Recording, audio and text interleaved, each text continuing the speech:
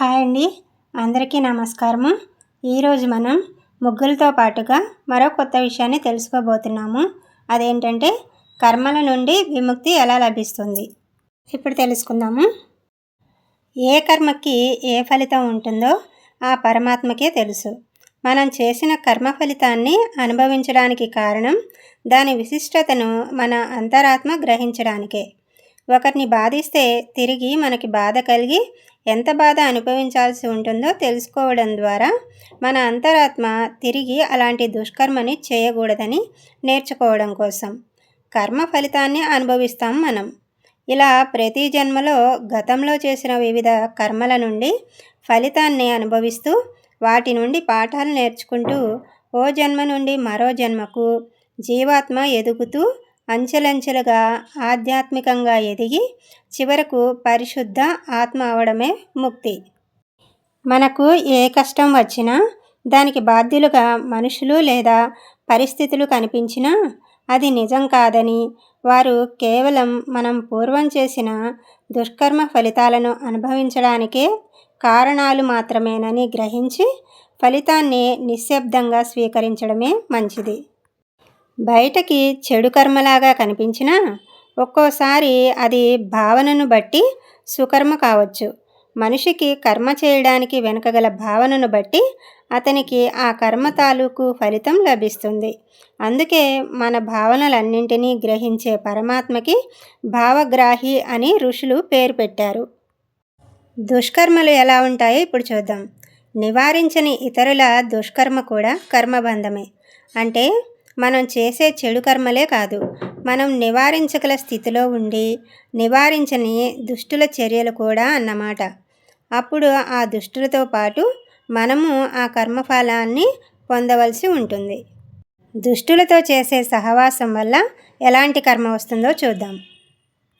మనం దుష్టులతో ఉండడం అనే దుష్కర్మ వల్ల మంచివారు కూడా ఆ కర్మఫలాన్ని అనుభవించాల్సి వస్తుంది. ఉదాహరణకి, ఇంటికి రంగులు వేసేవాడు ముందర గోడకి ఉన్న పాత రంగుని గీకేసి ఆ తర్వాత కొత్త రంగు వేయాలని ఒప్పందం. కానీ అతను అశ్రద్ధగా పాత రంగును పూర్తిగా గీకేయకుండా కొత్త రంగును వేసి వేలాడాలనుకోండి. 6 నెలల తర్వాత ఆ పాత రంగు కూడా నేలరాలిపోతుంది. అలా పెయింటర్ ఖాతాలో అది దుష్కర్మగా నమోదవుతుంది. ఇంకా మనం చేసే పనిని సమయానికి కాకుండా ఆలస్యంగా చేయడం వల్ల అది దుష్కర్మ క్రిందకు వస్తుంది.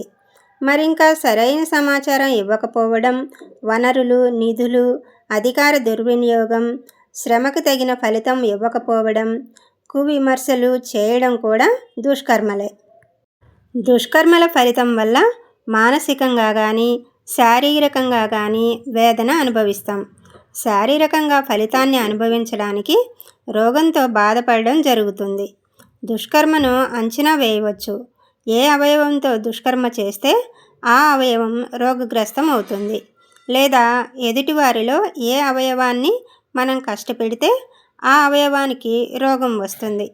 అలా మనం చేసే దుష్కర్మలకి మనం అనుభవించే వ్యాధులకి దగ్గర సంబంధం ఉంటుంది. మనం చేసేది ప్రారబ్ధ కర్మ అయితే అది బంధం కాదు, ఇంకా అవి ఫలితాన్ని ఇవ్వక అక్కడితో నశించిపోతుంది. అదే ఆగామి కర్మ అయితే అది కర్మబంధం అయి ఫలితాన్ని ఇవ్వడానికి కాచుకొని కూర్చుంటుంది. అందుకే మనం ప్రతి కర్మని భగవంతుడి చేతిలో పరికరంగా చేస్తున్నామని భావించి చేసినా లేదా ఫలితాన్ని అనుభవించకుండా దాన్ని ఈశ్వరుడికి అర్పించే బుద్ధితో చేసినా అప్పుడు అలాంటి కర్మ తాలూకు ఫలితాలు మనల్ని అంటుకోవు. అలా చేస్తే కర్మ చేసినా చేయనట్టే. ఇప్పుడు ఉత్తమ కర్మలు అంటే మంచి కర్మలు ఏంటియో చూద్దాము.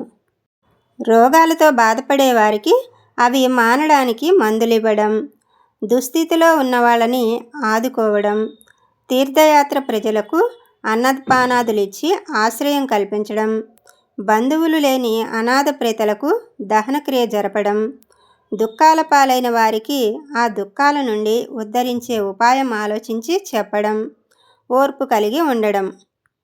పోయిన జన్మలో ఇలాంటి ఉత్తమ ధర్మాలు ఆచరించడం వల్లే ఈ జన్మలో ఎట్టి ప్రయత్నం చేయకుండానే కొందరికి అన్ని కోరికలు నెరవేరుతాయి. ఈ సమాచారాన్ని అంతా కూడా మనకి వ్యక్తిత్వ వికాసం ద్వారా శ్రీ పుల్లా వెంకటేశ్వర్లు గారు మనకు వివరించారు. తిరుమల తిరుపతి వెంకటేశ్వర స్వామి వారి కృపాకటాక్షాలు అందరికీ లభించాలని కోరుకుందాం. వేయి నామాల వాడ వెంకటేశుడా, మూడు నామాల ముత్తు శ్రీనివాసుడా. వేయి నామాల వాడ వెంకటేశుడా, మూడు నామాల ముద్దు శ్రీనివాసుడా. కోటి కోటి దండాలయ్యా కోనేటి రాయడా, కోరుకున్న వారి కొంగు బంగారు దేవుడా. వేయి నామాల వాడ వెంకటేశుడా, మూడు నామాల ముద్దు శ్రీనివాసుడా. ఇప్పటి వరకు ఎంతో ఓపికతో విన్న మీ అందరికీ కూడా నా హృదయపూర్వక ధన్యవాదాలు. వీడియోలో ఉన్న ముగ్గులు కానీ విశేషాలు కానీ మీ అందరికీ నచ్చినట్లయితే ప్లీజ్ ఒక లైక్ చేయండి. ఇంకా ఇలాంటి మంచి మంచి విషయాలను, మంచి మంచి ముగ్గులను నేర్చుకోవడానికి కూడా మన ఛానల్ని సబ్స్క్రైబ్ చేసుకోండి. Thank you so much for watching.